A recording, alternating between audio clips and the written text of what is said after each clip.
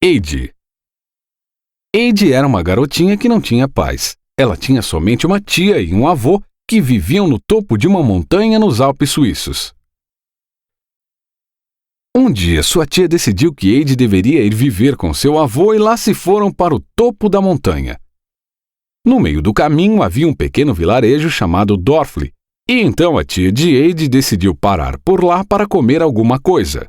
Depois de um tempo, Eide e sua tia continuaram subindo ao topo da montanha. Logo, o vilarejo tinha ficado bem longe atrás. As encostas da montanha estavam cada vez mais íngremes. As duas viajantes pararam para descansar. Enquanto estavam descansando, Eide olhou para cima e viu um menino sentado em um pequeno monte de grama, e ele estava olhando um rebanho de cabras. Eide decidiu encontrar com ele para se apresentar. O menino sorriu e disse que seu nome era Pedro. Ele disse a Eide que toda manhã ele levava as cabras do vilarejo para o meio do campo para pastar. Duas das cabras, Schollen e Barley, na verdade, pertenciam ao avô de Eide. Eide disse adeus e continuou sua viagem. Logo, Eide e sua tia alcançaram o topo da montanha. O avô de Eide estava sentado em um banco na frente de sua casa. Ele estava surpreso com a visita e por ficar sabendo que Eide tinha vindo viver com ele. A tia de Eide saiu e Eide mal podia esperar para ver a casa por dentro. Havia uma enorme lareira e uma escada que levava até o sótão. Eide subiu. Ela podia ver o vale inteiro da janela do sótão. Seu avô disse que estaria bem se ela quisesse dormir lá.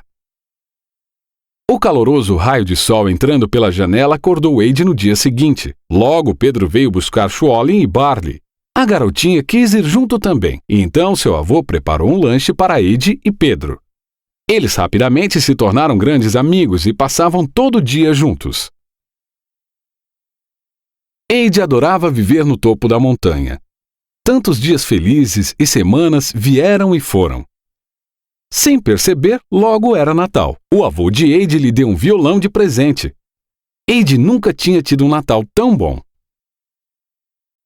Um dia após o Natal, a tia de Eide chegou. Ela disse ao avô que tinha encontrado um lugar para Eide ficar onde pudesse frequentar a escola. Era com a família Sessman em Frankfurt. O velhinho não queria que Eide fosse embora, mas, por fim, ele concordou. Eide, muito triste, disse adeus ao avô e ao Pedro e seguiu com sua tia montanha abaixo. Elas pegaram um trem para Frankfurt, mas mesmo a empolgação da viagem não animou a menina. A família Sessman vivia em uma enorme casa escura. A empregada, Sra. Rottenmeier, abriu a porta. A Sra. Rottenmeier sempre parecia estar insatisfeita com alguma coisa, mas disse a Eide para entrar. Então, Eide conheceu a filha do casal, Clara.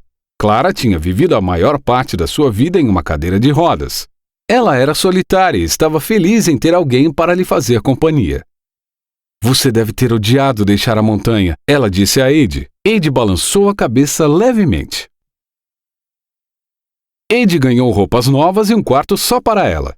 Ela gostava de Clara. Ela era muito gentil e sempre tinha conversas interessantes. Mas Eide sentia saudades de seu avô, de Pedro e das cabras. Clara tentava ajudar. Ela inventou jogos para brincar e começou a ensinar Eide a ler. Muitos meses se passaram, mas Eide ainda se sentia constrangida e enclausurada na grande e melancólica casa.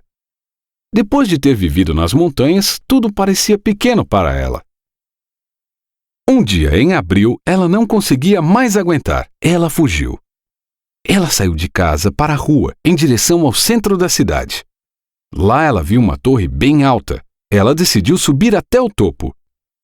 O vento das montanhas estava soprando livremente e o sol brilhava. Por um momento, Eide se sentiu em casa.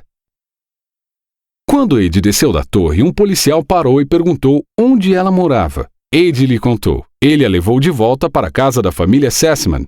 A senhora Rottenmeier estava zangada e trancou Eide em seu quarto. Não podemos confiar em você, menina, ela disse. Algum tempo depois, uma gentil senhorinha veio até o quarto de Eide. Era a avó da família Sessman, que tinha vindo fazer uma visita.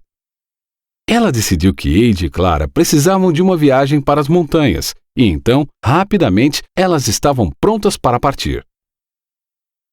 Depois de alguns dias, elas chegaram à casa do avô de Eide e ele ficou muito feliz em ver as duas meninas. Ele contou a elas que poderiam dormir em sua cama enorme. Ele dormiria no sótão e a avó iria ficar no vilarejo Dorfli. O ar da montanha foi como remédio para Clara. Em um belo dia, ela se sentiu tão bem que decidiu tentar andar. Eide e Pedro lhe ajudaram no início. Logo, ela estava indo para o campo com eles todos os dias. Depois de 2 semanas, a avó da família Sessman voltou com Clara, que prometeu fazer uma visita logo, mas Eide ficou. Finalmente, ela estava completamente feliz. Com o ar fresco da montanha, a vida parecia tão linda quanto as flores em volta. Fim.